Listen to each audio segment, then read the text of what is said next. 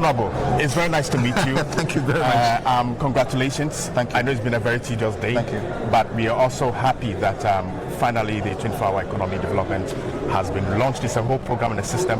Yes. As the president has said, it's going to be daunting. Yes. There are going to be challenges. Yes. But can you tell me a bit? You are actually inside, and you are the head of innovations and marketing and strategy and all that. How tedious has it been so far, coming to this point? First of all, we'd like to say we want to thank God and give Him the glory for such a magnificent opportunity. An opportunity given not just to me, but to our leader Guzitano and the team of the Secretariat.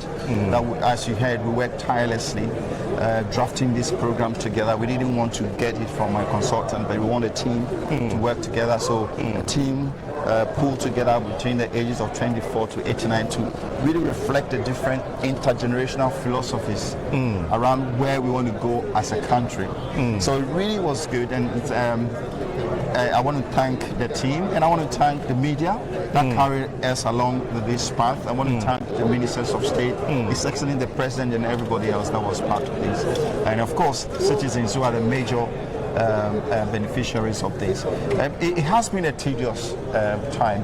What we have done is to really ask ourselves, what can we do to turn the tide of the economy that we have, which is literally inherited from the colonial times. An economy where you produce your primary raw materials and then you have to export the raw materials, then you buy finished goods, which is extremely expensive, and it has an impact on your city, it has an impact on jobs, and so on and so forth. And sometimes the things that we even import, we are not very clear about the source of the things that we are importing in terms of its phytosanitary health status and so on. So it is important that as a country we reflect and ask ourselves, how do we construct a new economy? And this is why the 24-hour economy was constructed. And it reflects the ideas of trade union, the idea of manufacturers, the ideas of smallholder producers, the ideas of those who work in Magazine and Kokompe and those who are in Katamantu, the ideas of the very last citizens of this nation who is suffering from job opportunities, who is also impacted by import, whose business is crashing because of the city and so on. So it is really a policy that reflects the state of the country and where the wishes of the people. Well, it's looking quite encapsulating, but in the same breath, I realize that there's quite much emphasis on the Volta Eastern Corridor. Right. What is strategic about that area? This is a very good question. You know, when you research the Volta Lake, they would say one of the things that pops up is this is Ghana's most unutilized assets. Now you look at the wealth of the Volta Lake in terms of the sheer volumes of water that we can leverage for transport, in terms of the inundation of its floodplains that we can leverage for irrigation, in terms of the richness of the arable lands for its nutrients and all of that we can package for production. And its strategic location really at the heart of the country, so that you can move from the north to the south and east to the west and all over the place, touching with tributaries linking to Benin, to Togo, and it's cross-boundary, you know, to Burkina Faso. So the question then is, why haven't we used it? And we realize that when you look at the first president's reflection of Ghana's economy, what he did was that he looked at the Volta Lake when he did the dam and said, this lake can be used for transport of goods and services, because, you know, one of the largest deposits of mineral resources are in the northern parts of the country. Now today we have a gold mining company that is setting up in the northern parts of the country. Now when you look a lot of people don't know about gold in the north anyway. Yeah, but it's very important to recognize it. And even the basin, the Volta Basin itself, is very rich in many all types of natural resources there. So the idea is to use the Volta Lake as an economic corridor so that it can open up the wealth of opportunities that it have. The wealth of opportunities in terms of agricultural production. What we can see from the transition zone, which is the middle to the northern part of the Volta Lake, you would be able to grow more than 60% of the food that we are looking for, whether it is in rice, it's millet, it's in groundnut, or it's in cassava, and so on. So right away, we can minimize our food import bill by 50%, which is, by the way, is over $1.2 billion per year. Wow. That's significant. So really opening up the Volta Lake at the transport, and the cost of transport will be minimized by 1/8. Wow. Because it's 1/8 the cost of transport of the Volta Lake is 1/8 the cost of road transport. So you reduce the minimum, you reduce the cost of transport. Then also looking at the big issue of post-harvest losses. How quickly can we bring our tomatoes down? How quickly can we bring our yams down? How quickly can we bring our cassava down? You know, so using that strategically as the mode of transport and irrigation, and then you build a whole cluster of production around it, you are really opening up for a big thing. Now, once it is there, you can then have feeder roads that then open it up big. So you are bringing the rural part and remote part of the Volta Lake side into the economy. This is strategic, and that's why we are very enthused about the Volta Lake Economic Corridor initiative. I'm very happy, Doc, that you mentioned transportation and feeder roads, because 24-hour economy means that we're not going to be only working in the daytime, but also in the night. Yes. Transportation becomes very critical, especially in the area of security. Looking at the ordinary commuter who is taking transport and may not have a private car, and so may not have that sense of immunity and security. How are we solving that vis-a-vis upgrading the roads in such areas? Because definitely the Eastern Corridor, we may have the main roads that could have been done, but then Accra, as in comparison to these places, is far more developed. So what are the contingency plans and the value chains when it comes to road and construction and security lights on these roads? Are there any plans for such as well?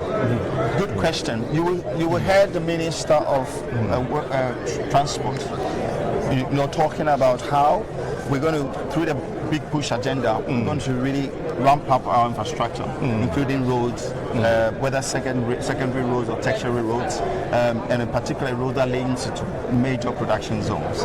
So that relationship is there, a strategic partnership, and we are working with Ghana Infrastructure Investment Fund to be able to mobilize the financing required to do that. At the same time as we are opening up the places and establishing the agroecological zones, the zones of production and industrialization. So this is works in progress, and it is really a priority. The other point is the fact that we are also working to make sure that we really tackle the issue of security. So all the security sectors have been mobilized. They all have specialized security strategies to make sure we can provide secure places for goods and services to move and to businesses to thrive. So that's going to happen from cyber security, in terms of marketing, e-marketing and so on, to fiscal security in terms of making sure that we secure our environment for production and for commerce. Then we are also addressing this whole issue around making sure that when you are transacting business, you are very comfortable that this is a country where you can transact business and you can secure your funds as well. So this is all very much part of the whole initiative. Thank you so much. Thank you, Doc. Now, the last question, the sustainability. Some are worried about the sustainability of this project, especially when it comes to governance. 4-year term, we're going to see, another government in play. The president has mentioned that we're going to make sure that no matter the president on stage, there's going to be a reporting system and an accountability system. How are we going to sustain it? Is there any roadmap, strategy to sustaining it? Because we know the political climate, where there's a switch, sometimes there are loopholes here and there. So on the longevity of it, what is the assurance? As the president said, this is going to be an authority which report to whichever president by the office of the president. So it is going to survive and thrive from one generation to the other. But I guess the longevity of this whole initiative depends on Ghanaians. And I say that longevity will be dependent on how well we are able to take off and begin to show results with this and mobilize the entire nation that this is the way to go. And we measure our success when Ghanaians themselves say, look, but for the 25 economy, I do not have a job, I do not have a business, but now I do have it. I have skills, I'm confident, I'm able to really engage the economic system in ways that I wouldn't have been able to do it. I want to be very humble with what I am putting forward, but I want to also say that God will help us, and this is actually going to succeed. And when it succeeds, it's going to speak for itself, because this is really the blueprint that can transform our economy and create the wealth and the value and the security for Ghanaians in terms of what they will get out of this, whether the jobs, whether the businesses, and whether an opportunity to begin to create values. And this would create opportunities for intergenerational values that people would tap into. So we are actually at the point of history making, where we are laying a very good foundation for success for the future. So I urge all Ghanaians to really rally around this. This is not a political thing. This is really the soul of the nation that we want to correct, and we want to really own our own company, our own country, and own the fortunes of our country and drive it the way we want. What will be your last words for those that are out there, the ordinary businessman, the farmer, the one listening and is asking, what should I do? Where should I go? How do I get helped to be part of this whole system? So we would have an online platform where processors, producers, whichever sector you want to, you actually register. Okay. And we will be very active in getting all of you. Now, if you belong to a trade association, it's very important, because we are talking to associations. We are going to form cooperatives and trade associations all over the country who are involved in all the different sectors of the economy that the trend for our economy is pushing, whether in agriculture, in pharmaceuticals, or in garments and textiles, or you are in the digital space or fintech space. We want to develop programs, to link markets to production and so on, vice versa. Whatever, great idea you have, you can create value through it and become an entrepreneur. So we're going to move through that. The Secretariat is open for business now, and anybody should just reach out to me, reach out to our team via the platform, and we'll be able to work with you. Thank you so much for your time. Thank you very much. Thank you so much. So this has been Solution Ghana. It's been Volker Brown, and I've been talking to Dr. Ishmael Dodoo. I call him Dr. Ish actually, and he's part of the Secretariat at the Flagstaff House, especially very much aligned to 24-hour economy. And they've been at the background doing a lot of work. If you have any questions, you can put it on the page, and we'll do so much to make sure that we get them answered. But I hope that viewers and our audience at large have gotten some answers to their questions. It's been Solution Ghana, and it's been Volker Brown. See you another time. Thank you. Thank you.